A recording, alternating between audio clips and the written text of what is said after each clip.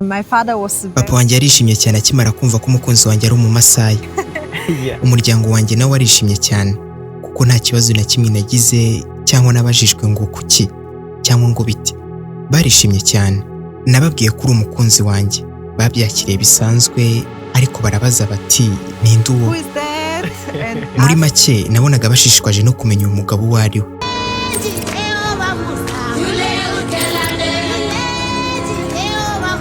Kuva natangira kubageza inkuru z'urukundo iyo nanjye yanteye gukunda.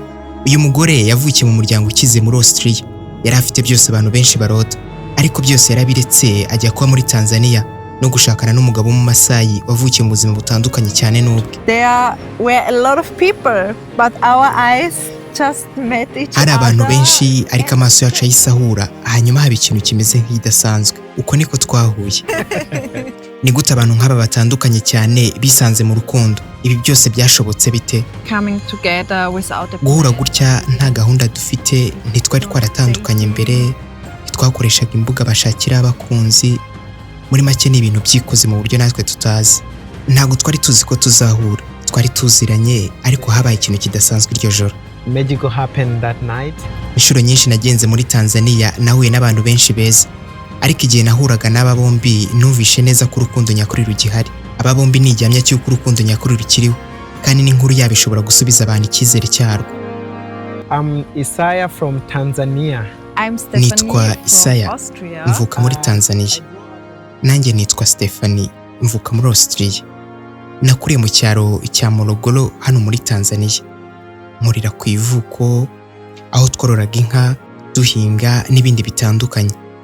Navuga ko nakuriye mu buzima buciriritse kuko nk'Abamaasai usanga twibanira n'inka, nibwo buzima bwacu. Dore ko kandi tubana nk'umuryango umwe, yewe n'abaturanyi bacu bose b'Abamaasai. Gusa nta mashanyarazi, nta mazi. Muri make ni ubuzima bwo hambere, ugomba kuba mu buryo bwo kwirwanaho. I grew up in the city, in the middle of Njye the nakuriye mu mujyi city, rwagati in Vienna, umurwa mukuru wa Australia. Uko niko nakuriye mu buzima busanzwe bwo mu mujyi, ariko njye nabonaga buri kimwe cyose nkeneye mu buzima.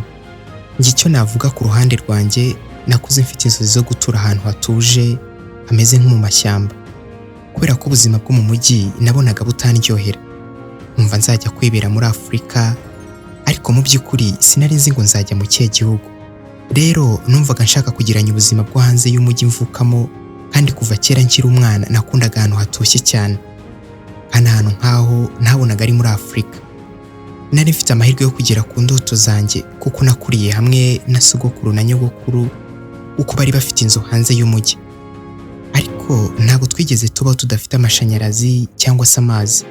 Bityo igihe nasuraga icyaro cyo muri Tanzania, bwari ubwa mbere mbona ubuzima gakondo bwo muri Afurika y'Iburasirazuba.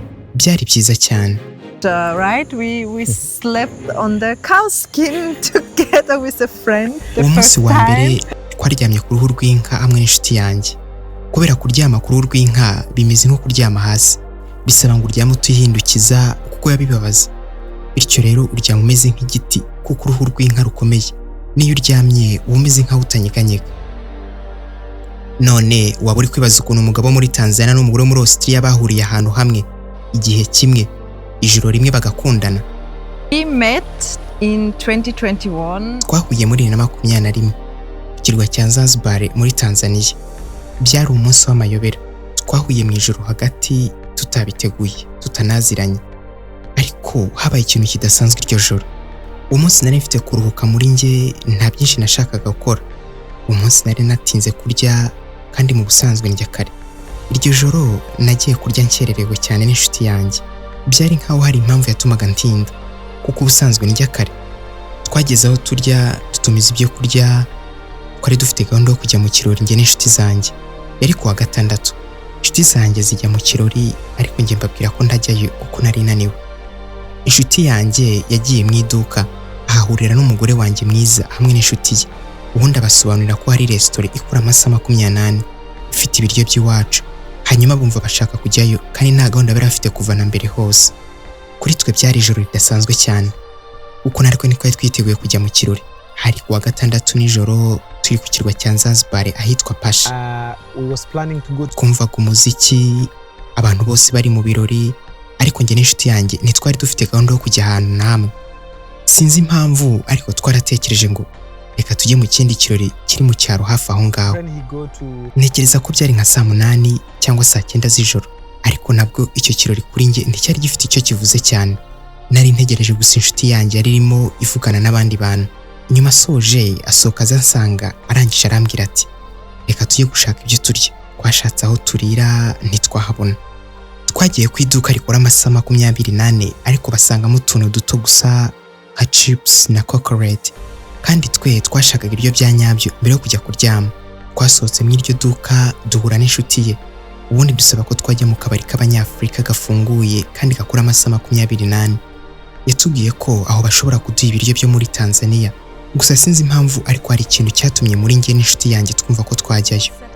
Twemeye kujyayo. Twinjiye muri ako kabari dusanga hari Maasai benshi bicaye. Hari abantu benshi, ariko amaso yacu yahise ahura, hanyuma ibyo twakita nk'amayobera by'urukundo birangije birakora. Nta n'umwe washoboraga gusobanura ako kanya uko biyumvaga. Muri resitora yuzuyemo abantu, imitima ibiri yiteguraga kuba umwe.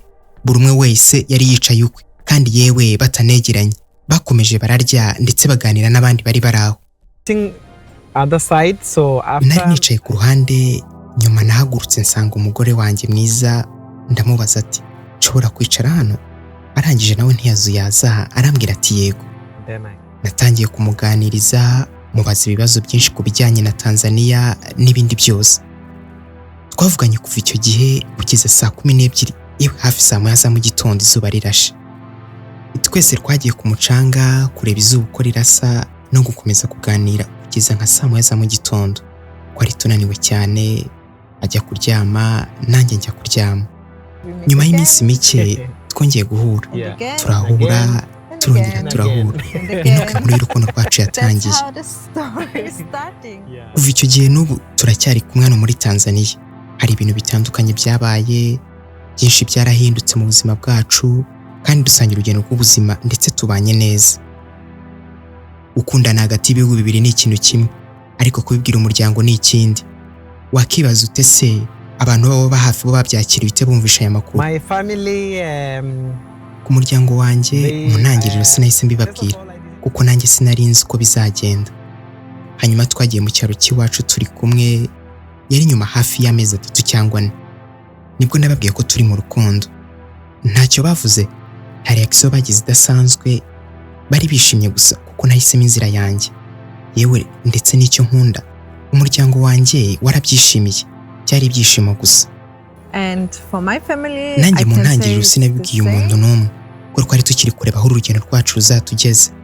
Umuryango wanjye watangiye kumbaza niba mfite umukunzi. Nyuma nza kwerura mbabwira ko ari umukunzi wanjye. Babyakiriye bisanzwe, baradushimira, babaza uwo ari we. Nabonaga bashaka kumumenya cyane. Ndibuka neza ko papa yarishimye cyane yumvise ko ari Maasai. Yari yarasomye byinshi ku Maasai, bityo yari afite amatsiko yo kumumenya. Mu miryango yacu nta muntu n'umwe wigeze agira ikibazo cy'uko turi kumwe. Nta n'uwigeze uvuga ati ntukwiriye gukundana Maasai cyangwa ngo ukwiriye gushakana n'uwo mu gihugu iki n'iki. Imiryango yacu ntabwo ikomeza ibintu, kandi bishimira ko natwe twishimye. Umugabo wo mu ishyamba, umugore wo mu mujyi, ubuzima bumwe bemera kubusangira. Niki gituma urukundo rwanyu ruba rudasanzwe? Ntekereza ko ari uko twahuje imico ibiri, twafashe ubuzima bwacu bwombi tubushyira hamwe. Ikintu gitangaje cyane ni uko tuzana imico yacu tukayihuza, kandi bigakora neza. Twereka abantu ko bishoboka gukundana no gusangira ubuzima nubwo mwaba muturuka ahantu hatandukanye. Twahuye nta gahunda, nta gushakishanya, byari ibintu bimeze nk'amayobera. Ntabwo twari turi gushakishanya. Yaraje avuye muri Australia, njye ndi uwo mu ishyamba. Uko twahuriye mu nzira zacu nibyo bituma biba bidasanzwe. N'uyu munsi tubayeho dushyize hamwe, tumara igihe mu cyaro iwabo, kandi dufite imishinga yo gufasha no kubona amazi meza mw'ako gace.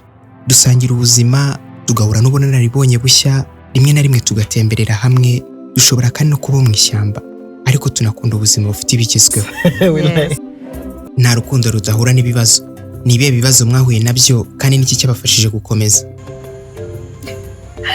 Maybe communication sometimes because rimwe na rimwe ni ururimi, kuko tutavuga ururimi rumwe. hari igihe tutumvikana neza kuko dukoresha icyongereza ariko buri wese atekereza mu rurimi rwe. Ntekereza mu kidage hanyuma nkagerageza kuvuga mu cyongereza bigatuma rimwe na rimwe ibyo mvuga bidasobanuka neza. Nawe atekereza mu giswahili agashyira mu cyongereza. Twahuye n'izo mbogamizi ariko twabonye ko twumvikana neza. Hari igihe ngerageza guhindura mu cyongereza ibyo ntekereje mu rurimi rwanjye bigahindura ibisobanuro. Niyo mpamvu tuba tugomba kwicara tukaganira cyane kugira ngo twumvikane neza.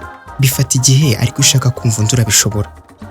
Uyu munsi hari Google Translate na ChatGPT bidufasha cyane iyo hari ibintu byimbitse tugomba gusobanukirwa. Ariko ikibazo nyamukuru ni ururimi gusa, nta kindi kibazo gikomeye dufite. Yeah, of course. Byari ijoro risanzwe ariko rimwe na rimwe amajoro asanzwe ari ayo utaba ugomba kwibagirwa. Isaya na Stephanie ni igihamya cy'uko urukundo rudafite imipaka. Ntirureba aho ukomoka, ntirureba intera cyangwa imico, ahubwo rureba umuntu gusa. Iyo rugusanze nta nyanja, nta mugabane rudashobora kwambuka. Niba ushaka kumenya byinshi kuri twe, ushobora kudusigira igitekerezo tukagusubiza. Niba ushaka rero kureba byinshi kuri twe nanone, dukurikiye kuri YouTube, ukareba uko tubaho, aho dutembera, dukwereka ubuzima bwacu. Urugendo rwabo rutwigisha ko rimwe na rimwe urukundo ruza igihe tutarwiteze, kandi ko gufungura imitima yacu bishobora kuduhuza n'abantu b'ingenzi cyane mu buzima bwacu. Nyuma yo kumva inkuru ya Isaya na Stephanie, we inkuru y'urukundo rwawe ni iyihe? Mwakoze kudukurikira. Ntimwibagirwe kwanda subscribe no gusangiza inkuru ku bantu bose. Iyi ni Voice of Time TV. Njye nyitoba Kanda. Ndabashimiye.